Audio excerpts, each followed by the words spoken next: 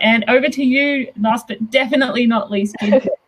Hi, so I'm Gidget. I use they, them pronouns, and I am located on Turrbal and Yagara land down in up in Brisbane or down in Brisbane, wherever you're located. I'm from We're at Purple, if you couldn't tell by the excessive purple gear that I already own. And I've also do a lot of service just with LGBT inclusion and building safe spaces. Yeah. Amazing. Thank you so much. And thank you all so much for introducing yourselves. It is so awesome to be here with all of you. You might notice, everyone joining us, that people may be popping in and out. I think we can only have 5 people sometimes, depending on what this platform wants to let us do. In at a time. So if people are popping in and back in and out, that's why. But yeah, I mean, we're at Purple Day. What a way to spend our last Youth Futures Summit 2020 date and celebrating this awesome, amazing day. And as you can tell, this panel is filled with fabulous and fierce members of the LGBTQIA plus community, discussing how we can create a society that is more inclusive of the people who make it. So we're going to launch into some questions that we've got pre-prepared that I'm going to sling over to the panelists. But if anyone joining us today has any questions for the panelists, please pop them in the chat and I can bring them to the panelists for you. All right. Well, I think let's jump in. Let's get started. And this question is for all of the panelists, so I'd love to hear what you think. And I also would love to open this up to our audience to join in this activity and pop in the chat what your answer is. I'd love to hear from you all. So everyone, just imagine a world that is completely inclusive and celebratory of your awesome identity. What does this world look like? Get those creative juices flowing. I think it can be hard to sort of get to that point, knowing that a lot of queer culture and the way we navigate the world is really focused around the ways we've experienced oppression. So it can be hard to think of a world completely, beyond that point, because a lot of our community is about, celebrating difference and, expressing yourself. And in like a post-oppressive world, I guess it would be a question of like, do we still celebrate that difference, or is everyone sort of like just a part of one big community? But yeah, I think the most important thing would probably be that every person sort of has the safety to just be themselves and express themselves however they want and not have assumptions put on them. Absolutely. That is such an awesome point there, Uswa. Like, yes, our community and so many of the intersectional communities that, join the queer community as well, like, the history of oppression. And that means that, for a lot of us, we're grateful to have these spaces where we can celebrate. And we consider ourselves so lucky to be in this space. And absolutely, like, what would that look like if the world was just completely inclusive? Would it just be like every day was a huge party? Every day was having these conversations? Like, look, it's really interesting. I love that answer. I think a lot with all the work that I do with building inclusive spaces, whether it's local or online or whatever, I think it's that feeling of being a part of something more than yourself and not feeling bad about it. So being truly yourself, but being a part of a community, no matter where you are. Because I know that you can go into some places, like if you go to like a pride event or something, it's always full with such a strong sense of love and community that when you exit that kind of event, it can kind of like flatten. But I think it'll just be that feeling everywhere. Yes, absolutely. I love that. It'd be so much energy. Like, could we keep up? I don't know. Yes. Could we clean up all the glitter? Yes. We would just be constantly living in glitter. We would just need to accept it. I guess for me, a truly inclusive future, for me at least, but I think it should be for everyone, would be one where sovereignty is seated, where we do away with the gender binary, which is a colonial and oppressive structure, that was brought to this land by colonizers. So I would like to see that absolutely removed and abolished. I would like to see First Nations people given sovereignty, receive their land back, our land back, because I think that queer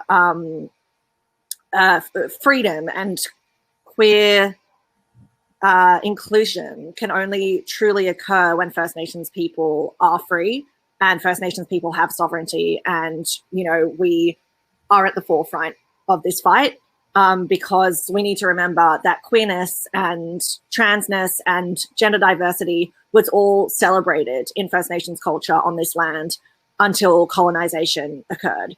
So I think that for me would be, you know, a completely free and celebrated society for queer people is one that is run and led by First Nations queer people. Absolutely. You're absolutely spot on, Hayden. And there is so much work that is to be done there, but it's such important work. And that is absolutely the ultimate ideal future, right? But also like not one that we should be wishing for. It should just it needs to happen. And there are so many amazing people in the space making it happen. And you know, there's some lovely comments coming through the chat, especially Heidi mentioned, you know, like neurodiversity and people with disabilities, and like it's making sure that it's a totally it is a space for everyone. There aren't those differences that divide us.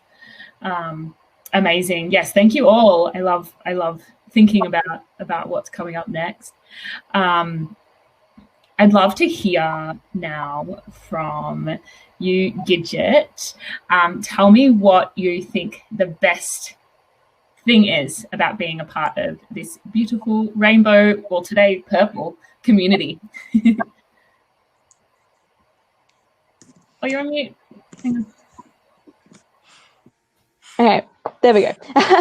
So I think with being a part of such like a lovely like purple community, particularly today, I think it's definitely something that wherever you go in the world, even if you are facing adverse reactions from people or whatever, you'll always find at least one other person that will know your experience and be able to share in like great depth with someone else. So I guess everyone's connected by this, like, it's sad to say, but like facing like discrimination and everything, I think everyone's kind of facing that together in some point of their lives, and it just creates such a strong community and like relationships with people. And yeah. Absolutely. There's so much to connect on, right? And so much to come together and share that experience and hear about other people's experiences. I think that's a beautiful part of being a part of this community. Absolutely. Thank you. Yeah, definitely. What about you, Uswa? What are your thoughts on, like, what's your favorite part of being part of this community?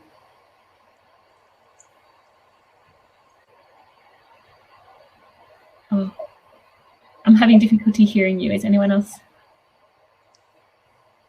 Sorry. I think it's pretty much what Gidget said.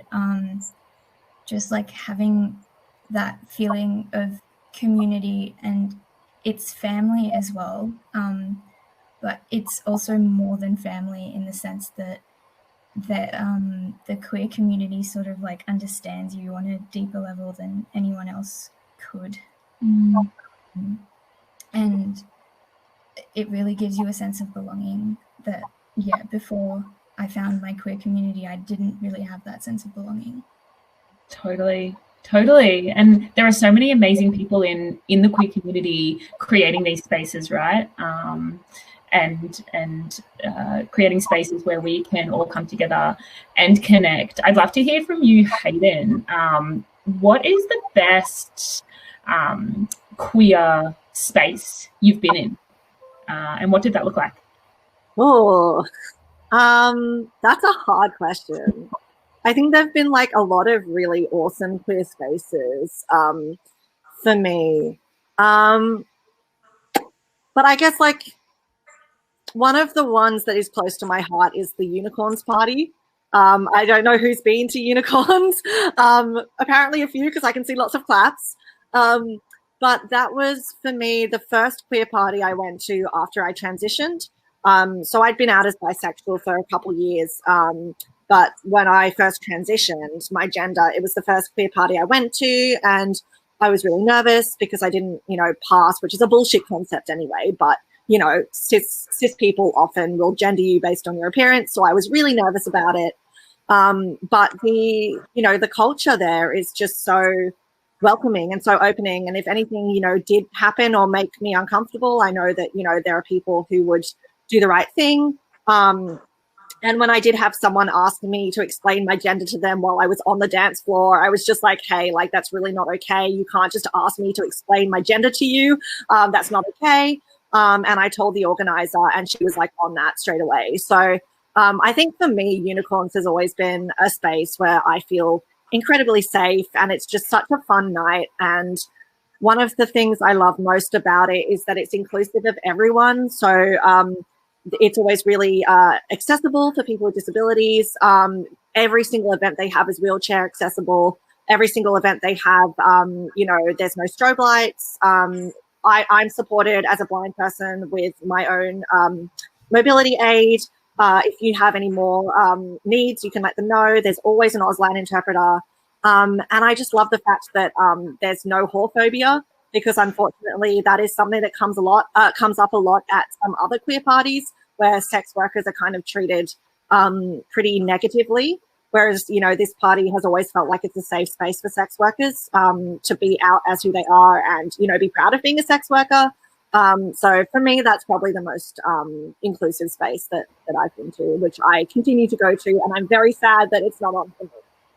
Absolutely. And yeah, if anyone watching, if anyone hasn't heard of Unicorns or been to Unicorns, it is Delcy, the amazing Delcy, the organizer, founder of Unicorns Party, has just totally taken the queer party world to the next level. It is such a safe and inclusive and beautiful environment. Follow them on Instagram, Unicorns Party. Keep an eye out for when those parties are back on, and go and, give our beautiful, small, independent business owners like Dels some love during this time. Totally. Also, sorry, could I just quickly say as well, the photo that I sent in for this conference is actually from Unicorns. That photo of me on stage with the microphone and my cane, that's from Unicorns, from Mardi Gras. So amazing. If there's one thing Delphi knows how to do, it's to get a good photographer. That's correct. Oh, that's so good. Yeah, I think that, this space, and even within the queer community, there are so many spaces that a lot of us don't feel safe into. But I would love to hear about, when we're thinking about this all queer inclusive world, like imagine if the whole world was like a Unicorns Party, right? It'd be so amazing. But also, I'd love to know, because I'm sure that we've got loads and loads and loads of allies watching this panel. I'd love to hear what it is that you would like to share, like one piece of advice on how to help us to make this vision a reality, like one piece of advice that you would share to allies in the workplaces, in the community. I'd love to start off hearing from you, Gidget, please. Yeah, so I do a lot of work with Wear It Purple and everything. You don't necessarily need to be like volunteering for everything that you could possibly do. You don't need to be challenging every single person you meet on their like discrimination and whatever. I think it's truly just being your genuine self, no matter where or who that is, just being truly yourself and being genuine. Because with me, I've been out since like grade 9 at school, and once that happened, everyone else decided, hey, it's actually okay to be yourself. You need that first person to be themselves, and it'll have the whole domino effect on everyone else. Absolutely. Genuine, authentic expression of self, regardless of, what community you identify with, is so important. I definitely agree with that. Like once people can learn how to start tapping into their authentic self and their genuine self, it kind of like cuts through all the other crap, the biases and the stereotypes and all that other stuff that follows. Absolutely, Nicole has popped in the chat. Open your heart and your head will follow. It's so true. I love that. What about you, Uswa? Do you have like one piece of advice to any allies that may be watching of helping us to make this queer inclusive future a reality? Yeah, I think some of like the best allies that I know really just treat queerness as like something that's valuable but not really like, but they don't really treat it as something that like needs to be looked upon as the other. All of my friends, when I came out to them, it felt so normal. It was just a part of a normal conversation and we moved on and it was fine. And I think just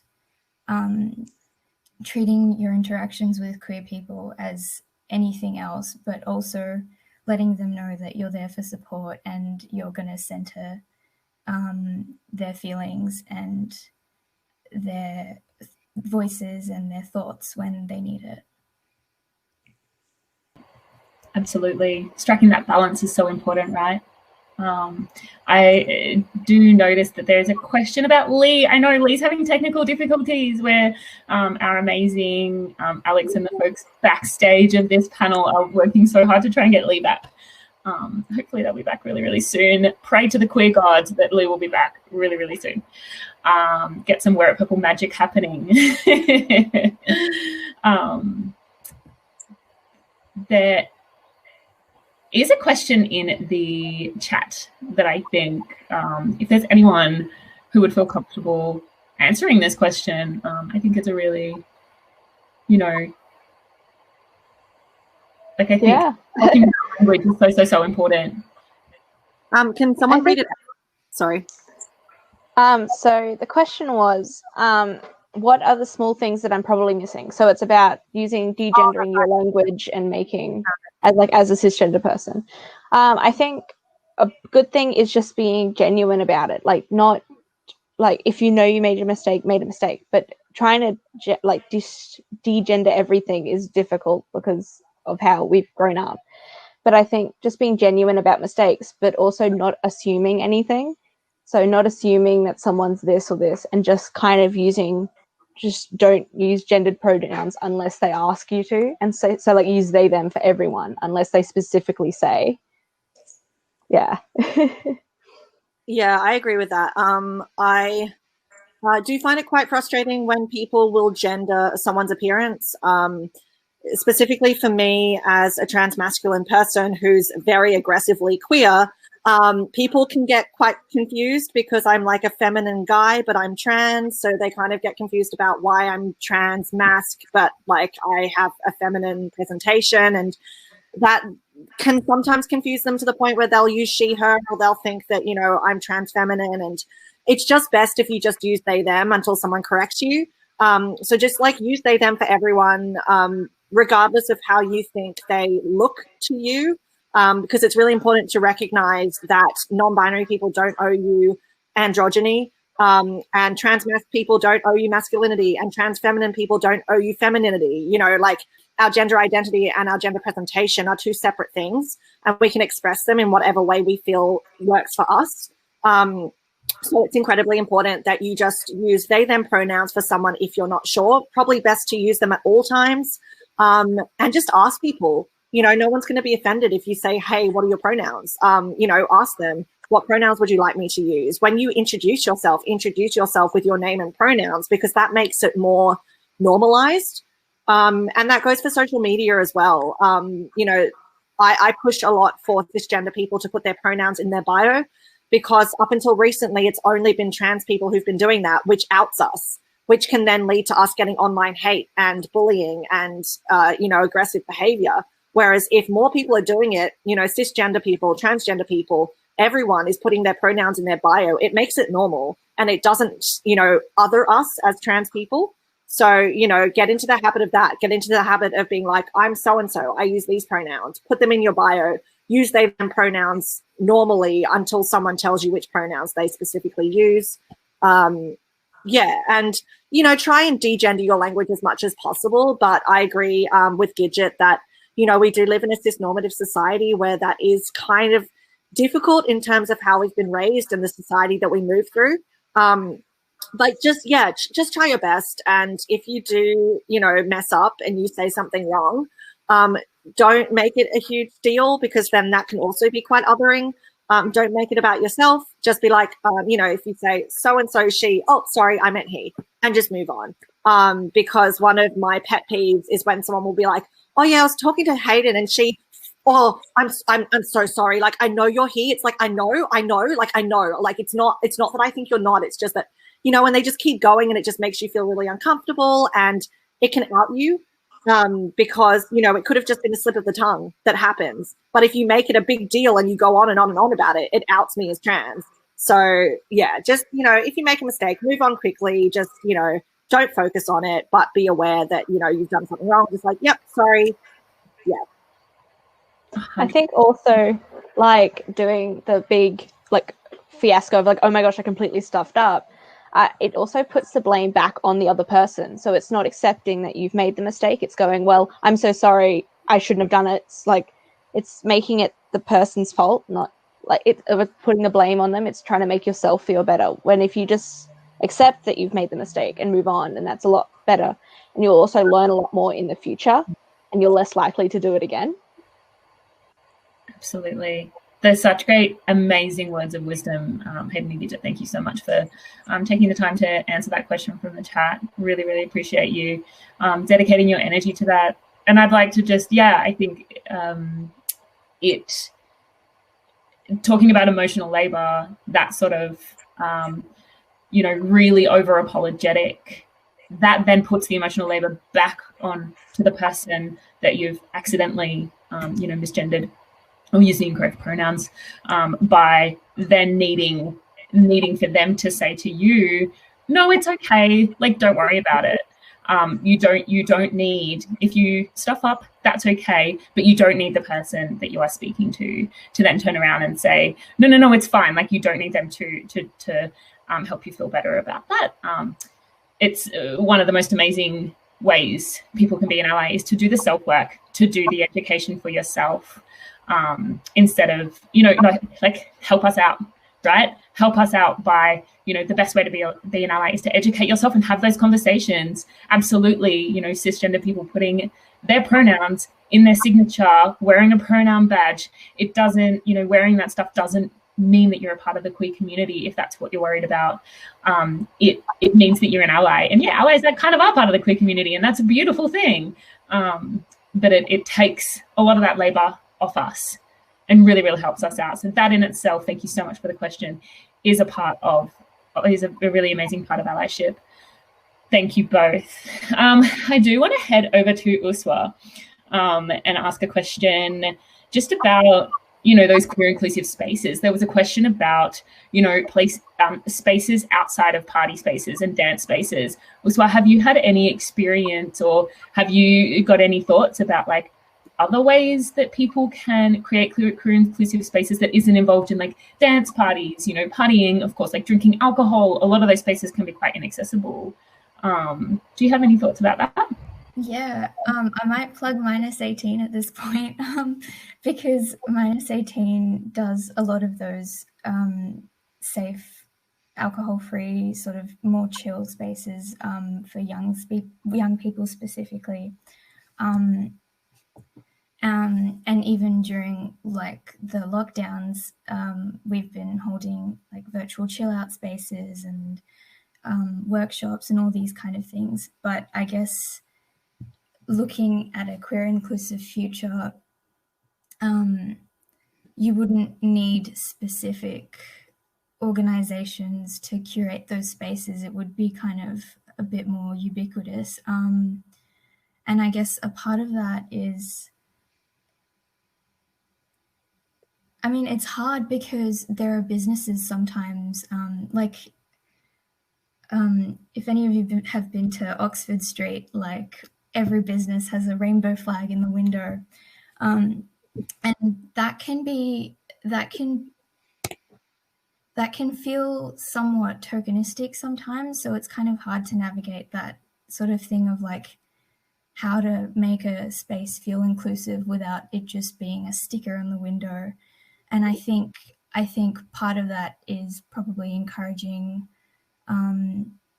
more inclusive and diverse hiring practices, and encouraging everyone involved in businesses and public spaces to have that sort of freedom of expression. And again, like with the discussion before about gendered language, removing gendered language from the sort of the communication between businesses and the public, and things like that really demonstrate active commitment towards creating a safe space from top to bottom rather than just a sticker in the window. Absolutely, you're so spot on that the systemic work needs to happen. The sticker needs to be backed up by your processes, your forms, the greeting, the first thing that someone hears and that is said to them as soon as they walk into a premises needs to also be aware and educated, and to make sure that, as I said, forms, everything, the within the first 30 seconds of walking in a space, even less, someone who has experienced discrimination, oppression in spaces where we have like a higher alertness to whether or not that space is going to be safe, right? So within, the first thing that you say to someone as soon as they walk in the door, if it's gendered, if it's not, if assumptions are made, that's it, like it's so important to not just have a sticker, but to make sure that, there's education, educate yourself, get training. There's so much amazing training that you can pay the queer community for, to go out there. We're at Purple have amazing training. Minus 18, we run workshops too. There's so many amazing organizations doing it. So definitely, that's such a great point. Thank you, Uswa. I would like to open it up. Is there anything in particular, Hayden or Gidget, that you would like to add on that point about, other spaces that aren't party spaces being queer inclusive? Yeah, I think it's a really good point to bring up. So thank you to whoever did bring that up, because there is quite a high. We have a much higher rate of substance abuse in the queer community, as a result of the trauma that a lot of us have faced through our treatment through society. Not because we're queer, just to get that clear. So there is a higher rate of substance abuse. So it is important to have spaces that are dry spaces and that are safe for people who are in recovery or who are sober, because I do think that is kind of lacking. But there are some spaces. I personally think there should be more, because I do have quite a few friends who do feel sometimes left out from big queer events and parties because they just can't be around drugs and alcohol, one or the other or both, and it can also be quite inaccessible to autistic people as well, because these parties can be very loud and very overwhelming, so I think it is very good to have spaces that are more chill. There are some queer book clubs that you can find that are really great. Some of them are pretty good in terms of accessibility, because I can't read physical books because of my blindness, but I've found them to be pretty good, where people will read out to me, or I can take my screen reader and I can read an online copy and stuff like that. Usually people are pretty good about, if I'm like, hey, this book isn't accessible for screen reading software, people will choose another book. So that's really good. There are some queer cafes that are opening, which I guess at the moment is a little bit difficult with COVID, but those are quite cute, and I really hope we can get more of them. Queer picnics, if you're a member of a queer collective or a queer group, organize a picnic, just with a bunch of your queer friends or queer people in that that group and in that collective, and just make sure that it's an alcohol-free space, that, you know, no one brings any kind of substances, that it's just a picnic with food in the park, because that can also be really great.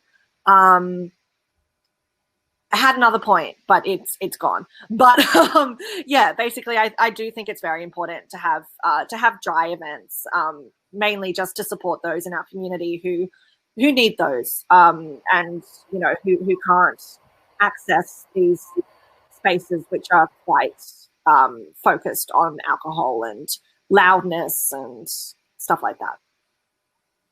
Yeah, for sure. Just adding on, I think it is incredibly important to have like dry events, just because there is under 18-year-olds that can't access a strong community necessarily. So I'm up in Brisbane and I run like Brisbane Queer Youth, and we just do like South Bank, just, you know, little picnics, little like gatherings every month, and it's just to connect with people and create a network of other queer people. Because especially if you're at schools or whatever that aren't accepting of LGBT people, which, you know, there are a few that really are horrible places to be, it's very important to have that support network, whether it's from other queer people at school or in your community or even online. It's always important to have that support network. And I think that sometimes if you're at a Pride event or just a party and everything, you kind of lose that genuine connection a little bit. Absolutely. You're spot on. Such amazing ideas. And I think that, you know, that there's a really great opportunity for allyship in creating these spaces as well, in workplaces, at your university, whatever space you're in. If you're organizing like an after work hangout time, or if you're organizing, you know, team building activities or activities as part of your university, student union, or whatever it is, think outside of the pub. Think outside of going to the pub or to the bar, to somewhere that is surrounded by consuming alcohol. You know, yeah, think about other ways, you know, getting outside, having a picnic, other ways that are accessible. And yes, please make sure that there is plenty of good cheese and hummus. That is very important for a queer inclusive picnic. Amazing. The glitter. You need the glitter too. Biodegradable glitter, please. Yes, thank you. We love the planet as well. Absolutely. I'm just absolutely loving hearing, like, I can see it in my mind, this just like beautiful world that we're creating here together today. It's so lovely. For everyone watching, we've just been advised that Lee, unfortunately, the queer gods didn't grant Lee with the ability, the technology to let Lee come back. So thanking and sending love out to Lee for really trying to join us today. Thanks, Lee, for tuning in. It was lovely to meet you. Okay, I do as well just want to ask, you know, in terms of allyship, you know, we've been speaking a lot about ideas that not only us within the queer community can activate, but for allies to activate. And that's, you know, the amazing part of days like today, we're at Purple Day. You know, it's an opportunity for active allyship. I would love to hear from you all about your number one ally. What is it about this person, whoever is your number one ally, that makes them your number one? What's something that they do? I'm going to throw the floor open. I mean, I don't really have like one person. I don't think I can limit it to one person. Like, yeah, just sitting here thinking about that, I honestly don't think I can, but I will talk about queer family if that's okay. I know it's not one person, but in terms of, yeah, like my experience of having really supportive allies around me, my biological family were not supportive at all. They were very, very not great. So, you know, I experienced homelessness and some other, you know, really difficult things and some really tough mental health times as a result, which was really hard. But the queer community honestly got me through that. When I was homeless, every place I couch surfed was the house of a queer friend, where most people in the house were queer. And, you know, the queer community kind of like just really took me under their wing. People raised money for me. People made sure that anywhere I went was going to be queer friendly and trans friendly, and accessible. And like, I just feel like whenever something happens in my life where I need support, the people who support me are always, you know, queer people, which is really great. And I think one of the beautiful things about our community is that queer people who don't have supportive biological families can create their own family through queer community. So like for me, who I consider my sister and my brother, you know, neither of them are biologically related to me, but I have such a close bond with them that they do feel like family, because they, you know, they've always been there for me and they always will be there for me. And, you know, that for me, I think they are my number one allies, you know, just like the people in my life who are so close to me that they've become family through the queer community, through shared struggles, through understanding how to support people in need, which has meant that I'm now in a place through the queer community and their support, I'm now in a place where I can now offer that support to other young queer people who are experiencing homelessness, who are experiencing unaccepting families, who are at an unaccepting school. Like, because the queer community got me through that time in my life, I can now pay that forward and help young queer people going through what I went through. So didn't quite answer your question, but I think for me, queer family that you create, they are the number one allies in my life. Absolutely. And no, you totally, sorry if everyone can hear my dog yawning in the background. He's sleepy today. I think you highlighted a really amazing point there, Hayden, that even within the queer community, allyship is still so important. I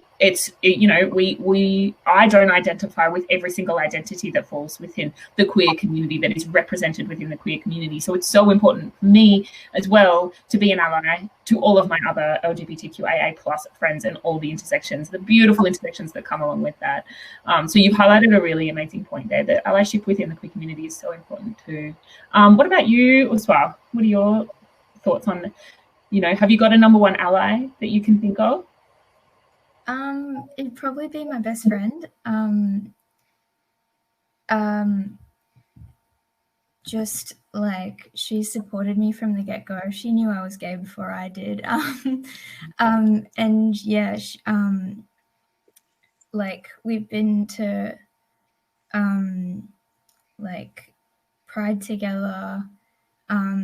We go to queer spaces together, and she, you know, she doesn't see it as like something that's like, she doesn't see it as doing me a favor, or like, it's just like a part of our sort of relationship that we do those things together.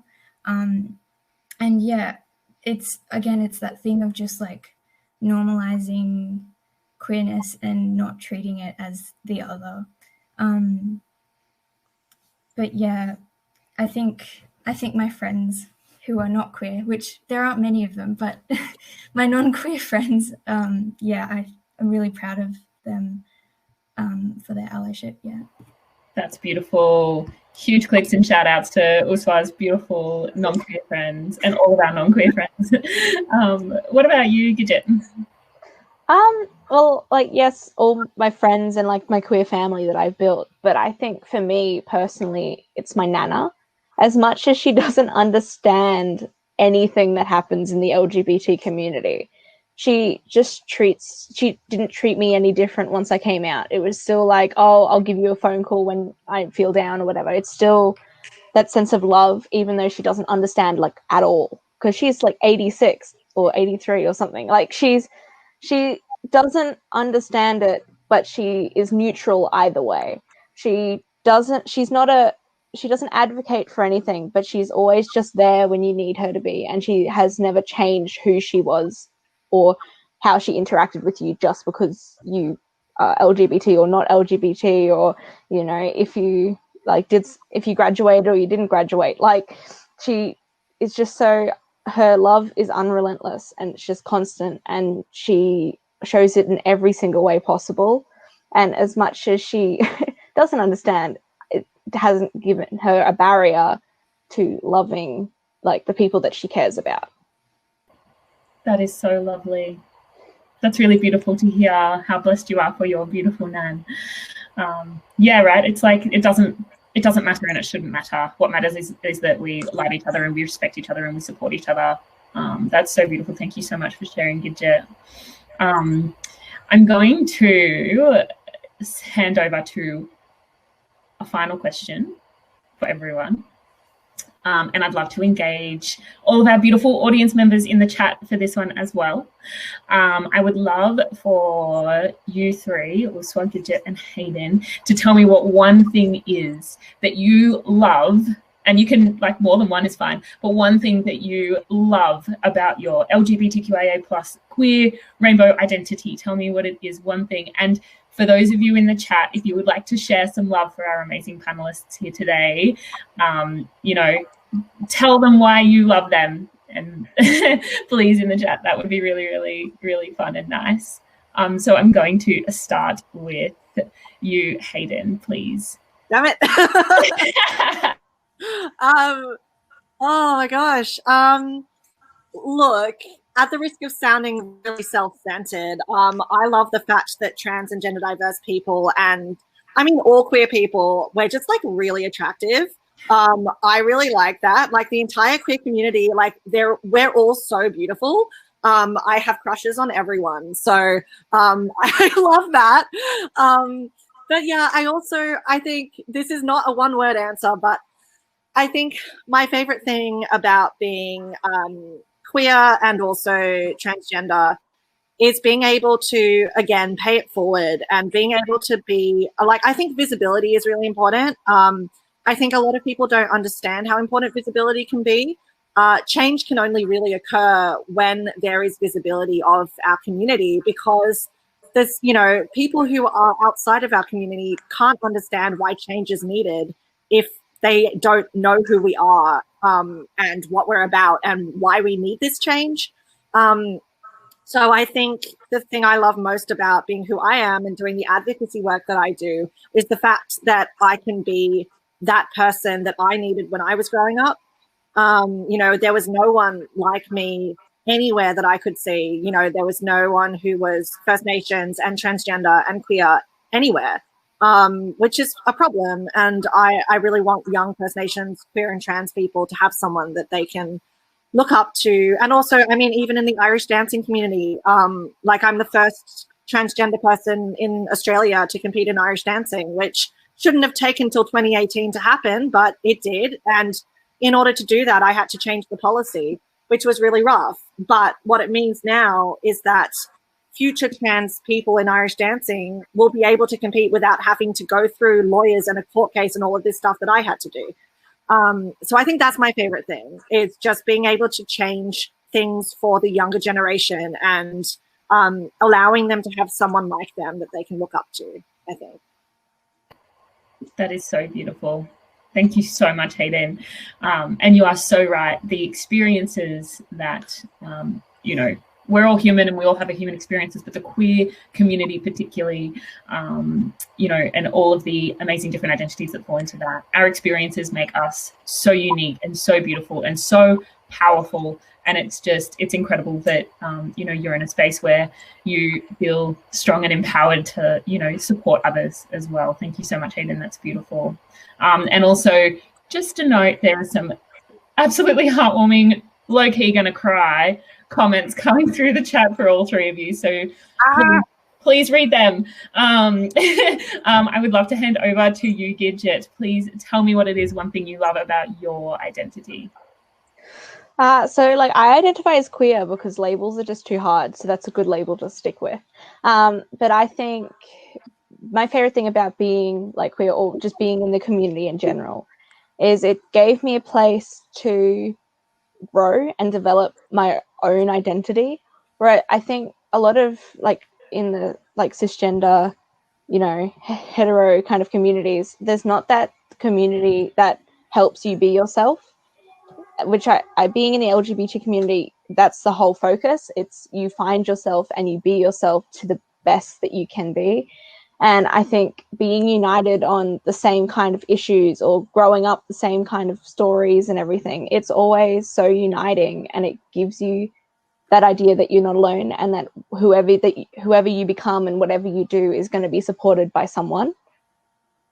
Yeah.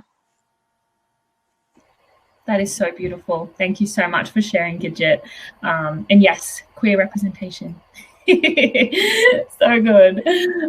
Yeah, that's really, really wonderful. Thank you so much. Really powerful, Gidget. And you've got some people really relating to your comments there in the chat. All right, Uswa, hit me with it. I think Hayden and Gidget have said everything that I would want to say. So I think I'll just add that, like, it's helped me realize how fun it is to wear glitter and rainbow. Absolutely. We can have fun too, right? It's fun. We create such a fun, beautiful, beautiful space, don't we? You're all absolutely amazing. As I said, please check the incredible comments that are coming through for all three of you in the chat there. And yeah, I think I'm going to leave it there, unless any three of you have anything you would like to add or mention before I start to wrap it up. Yes, Hayden, please. I just really loved one of the comments in the chat that said, I feel like I'm friends with you all already. We are all friends. I'm sorry, I don't make the rules. We're now all friends. I'm going to take it the next step further. We're all family. Yes, Gidget. Absolutely. That's all I wanted to say. Beautiful, yes.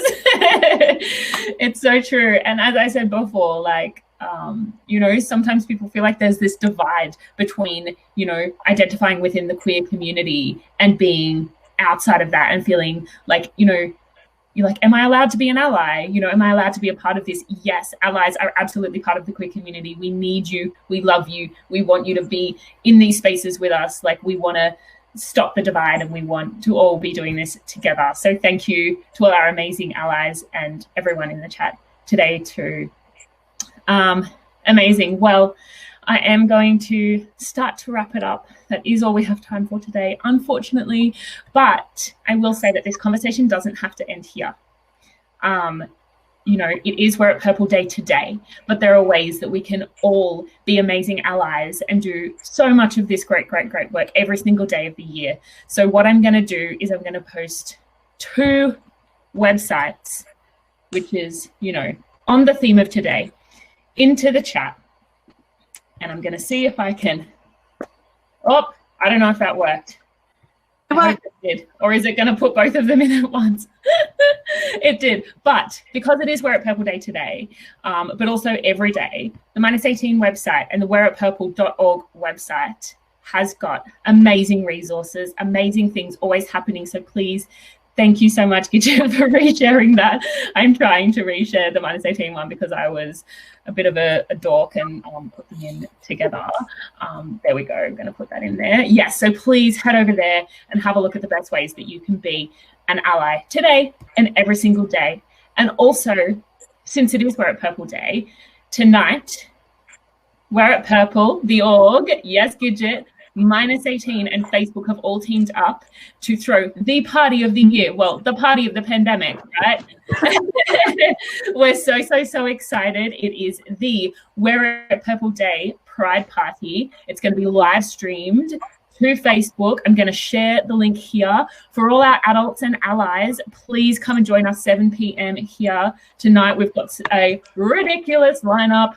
Courtney Ack, Electric Fields, Montaigne, etc. There's so much cool stuff coming. And we're also going to be having a youth extravaganza tonight, which we're going to be all the queer baby yous. We're going to be in there streaming the live stream as well, and also having a huge after party. So we're definitely kicking on after this to keep celebrating Wear It Purple Day. But that's enough of my plug. I just really want to thank all of you panelists. You're all beautiful. Thank you so much for sharing this space with me today. It's been such an awesome conversation, and I wish we could just hang out for the rest of the day, for the rest of the year, forever. And we will. We're all family now, remember? Wow. Thank you so much to Youth Future Summit for having us. Yes, Hayden, sorry. Oh, no, sorry. I thought you were finished. I was just going to say, we're going to have like a huge queer Zoom picnic, apparently. Yes. So, Perfect. Someone organize that. Absolutely. It's definitely going to happen. It doesn't, as I said, it doesn't end here. Alex, I'm going to hand over to you to organize the Zoom party, the Zoom picnic. Yes, Alex. You're not busy enough already today. But yeah, thank you so much to the Youth Future Summit and Alex for being our amazing support today behind the scenes. Huge shout out to Alex. We love you. And thank you all, of course, to our amazing attendees today. We're all sending you so much purple love, so many blessings. Please stay safe. Have an amazing queer day. And I believe it's lunchtime. So everyone, have a great lunch. Go to those links, get educated, be the best ally you can be, and yay for a queer inclusive future. Thank you all so much for joining us. And thank you, oh my gosh, I'm sorry, thank you so much, Jerry and Michelle, our amazing Auslan interpreters. Thank you.